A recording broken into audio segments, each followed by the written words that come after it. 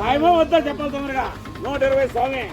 13 ఒకటి 13 ఒకటినా 16 ఒకటి.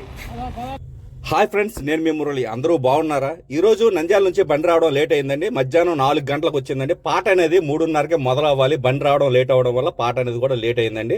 ముఠావులు అన్లోడింగ్ చేసిన తర్వాత పాట అనేది మొదలవుతుందండి.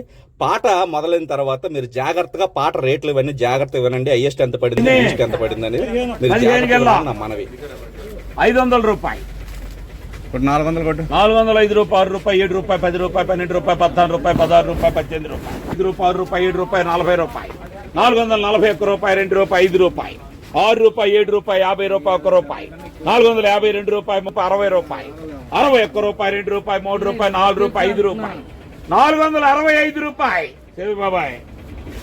పాట అయితే మీరు జాగ్రత్తగా విన్నారనుకుంటా. హైయెస్ట్ వచ్చేప్పటికి 465 రూపాయలు, లీస్ట్ వచ్చేప్పటికి 100, 120, 80 రూపాయలు ఇట్లా పడినండి. ఈ గెల్ల వచ్చేప్పటికి చాలా చిన్న గెల్లలు, సన్న గెల్లలండి.